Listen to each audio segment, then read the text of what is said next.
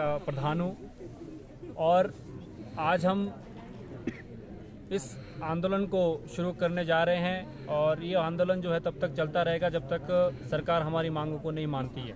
क्या मांगे क्या है? मांगी 12 वर्षों से लगातार हम हार्ड और ट्राइबल एरिया में अपनी सेवाएं दे रहे हैं, लेकिन सरकार से मिलने के बावजूद भी आश्वासन के सिवाय हमें अभी तक कुछ भी नहीं मिला है। लगातार हम सरकार के संपर्क में हैं, सरकार से वार्तालाप होती रहती है, लेकिन वित्तीय का हवाला, कभी वित्तीय का हवाला, कभी कुछ इस तरह की जो बातें चली हैं, इस प्रकार से सर हमारे पेट नहीं भरता है, हमारे परिवार का पालन पोषण नहीं होता है। आप सरकार से हमारी जो नियमितकरण की मांग है उसको जल्द से जल्द पूरी करें।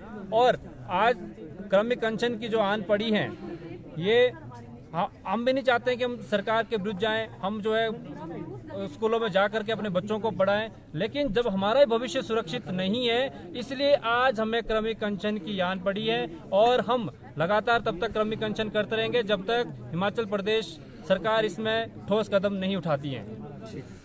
दुखद बात तो ये है कि बीच में आओ। दुखद बात तो ये है कि मैं निर्मल ठाकुर, प्रवक्ता एसएमसी यूनियन।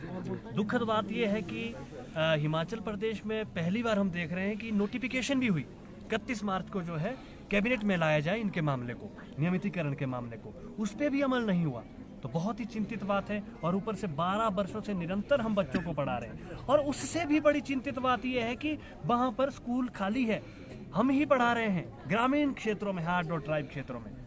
तो शिक्षा मंत्री ने तो कहा था हम संज्ञान ले रहे हैं इस मामले में। शिक्षा मंत्री जी ने बिल्कुल कहा था, बार बार कहा था उन्होंने, हमेशा ही कह रहे हैं कि संज्ञान ले रहे हैं। हम भी जानते हैं कि वो कुछ करने वाले हैं, परंतु जब हमें ठगा सा महसूस उस समय हुआ जब 31 दिसंबर की नोटिफिकेशन डेडलाइन लिखी गई, उस पर भी अमल नहीं हो रहा। तो इससे हम कहाँ जाएं फिर? इसी तरह से इसी चीज को देखते हुए हमने आंदोलन की राह पकड़ी। तो आगामी अब क्या करना? आगामी स्टेप यही रहेगा, हम सरकार से यही चाहेंगे कि वो आने वाला बजट है, हमने बेशक जो फाइनेंशियल ईयर अभी चला है, पिछले जो फाइनेंशियल ईयर में साल के अंत तक हमने ये सुना कि बजट नहीं है, अब तो बजट है, अब तो बजट है, नियमितीकरण की बात उसमें हो सकती है। तो हमारी तब तक जो है यहीं पर आंदोलन क्रमिक रहेगा, अनशन में रहेंगे जब तक जो है सरकार इस पर ठोस कदम और एक्शन ना ले। तो बजट सेशन के दौरान भी आप जो प्रदर्शन कर सकते हैं? हम अभी से प्रदर्शन में है सर, हम अभी से प्रदर्शन में है, ये दिन महीने नहीं गिनेंगे हम। ठीक है, सरकार ने अगर देखना है तो हम यहाँ पे कक्षाओं का बहिष्कार करके, क्योंकि अंतिम हमारा आंदोलित है, हिमाचल प्रदेश के बच्चे आगामी समय में एग्ज़ाम होने हैं, तो इस पे सरकार भी क्या चाहेगी हम ज़रूर इंतज़ार करेंगे। सरकार जो भी फैसला लेगी, नियमितीकरण है तो हमारे साथ वार्तालाप करेगी, हम तैयार है वार्तालाप। और जबकि एसएमसी अध्यापक पांगी में अपनी सेवाएं दे रहा हूँ। तो आप पहले तो ये मैं आपके जो मीडिया न्यूज़ के माध्यम से बताना चाहूँगा कि मेरा जो घर है तो मतलब लगभग 600 किलोमीटर दूर हमें वहाँ पे अपनी सेवाएं दे रहे हैं और लगातार 10-12 साल हमें अपनी सेवाएं देते हो गए और आज तक हमारे लिए कोई भी ठोस नीति नहीं बनी है।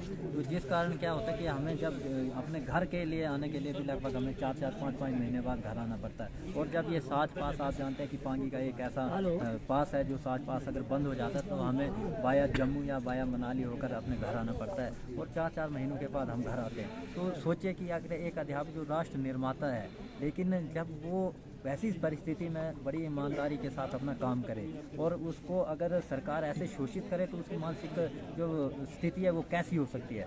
और अभी आपको मैं हाल ही में हमने जो शिक्षा संवाद किया था तो सम्माननीय हमारे शिक्षा मंत्री ठाकुर रोहित जी भी हमने वर्चुअल माध्यम से हमारे स्कूल के साथ हमारे बच्चों के साथ इंटरेक्ट हुए। तो वो बड़ी बात थी कि एक हमारा जो शिक्षा मंत्री है हमारे ऐसे दुर्गम क्षेत्र में हमने जोड़ा, लेकिन वहाँ पे देखो हम तो अपनी ईमानदारी के साथ स्कूलों में काम कर रहे हैं, लेकिन शिक्षा विभाग और जो हमारा ये अपना सरकार है, सरकार ने अभी तक हमारे लिए कोई भी ठोस नीति नहीं बनाई है। 12 साल हो गए शोषित हुए होते। तो सर हमारी यही है कि जब तक हमारे लिए कोई ठोस नीति नहीं बनती है तब तक हम यहाँ से उठने वाले नहीं हैं, क्योंकि हमारे जो शोषण की आदतें हैं वो काफ़ी हद से ज़्यादा हो चुकी हैं। आपको नहीं लगता कि जो इंतजार है बहुत लंबा है, क्योंकि जयराम सरकार में भी आपने मांग उठाई थी, अब वर्तमान सरकार आ चुकी है, तो दोनों सरकारों के समय जो है आप लगातार मांग ही कर रहे हैं? जी बिल्कुल, क्योंकि पिछली सरकार ने भी ऐसे आश्वासन दिया कि ऐसे आपका काम होगा और आते ही जब ऐसे हमारे ठाकुर ये अपने सुखू जी आए तो उन्होंने कि आते आप काम करेंगे, लेकिन देखो 1 साल हो गया, क्योंकि पीछे हमने कहा कि चलो ठीक है आपदा आई है, लेकिन अब तो आपदा खत्म है और सिर्फ आपदा हम एसएमसी अध्यापकों के लिए कि बजट नहीं है, आपदा पड़ी थी तो, लेकिन जो दूसरे काम है वहाँ पे बजट खुला दिया जा रहा है। तो एसएमसी अध्यापकों के लिए अगर ऐसी 12 साल के बाद ऐसी स्थिति उत्पन्न हो रही है तो ये दुर्भाग्य की बात है। और ये तो है नहीं कि इससे पहले भी कोई ऐसी पॉलिसियाँ जो हुई हैं वो 8-8 साल के बाद कॉन्ट्रैक्ट में आए, रेगुलर हुए, चाहे पीटीए देखो, पैरा देखो, उर्दू टीचर देखो, वो 8-8 साल के बाद कॉन्ट्रैक्ट में आते हैं। और आज 12 साल के बाद जो एसएमसी टीचर है वो वहीं के वहीं पे हैं। एक आप अंदाज़ा लगाइए कि एक एसएमसी टीचर जो 600 किलोमीटर अपने घरों से दूर है और वो वहाँ पे किराए के कमरे में बैठता है और आने जाने का एक साइड का एक तरफ का किराया उसका 2500 रुपये किराया, वेतन दूर हुई आपकी नहीं 11,000 रुपये एक अध्यापक को मिलता है।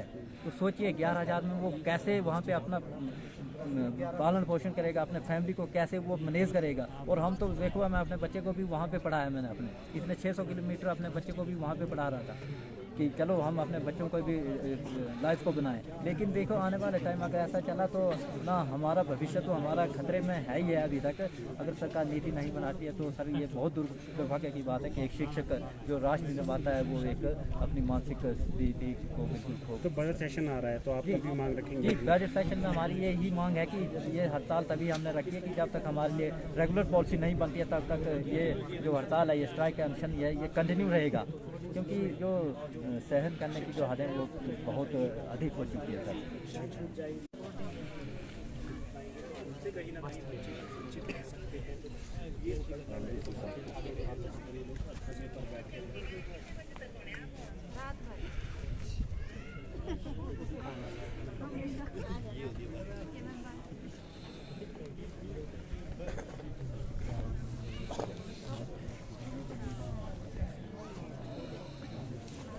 नमस्कार।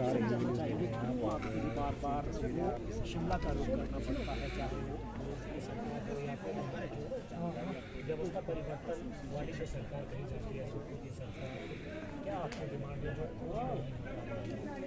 जो लगातार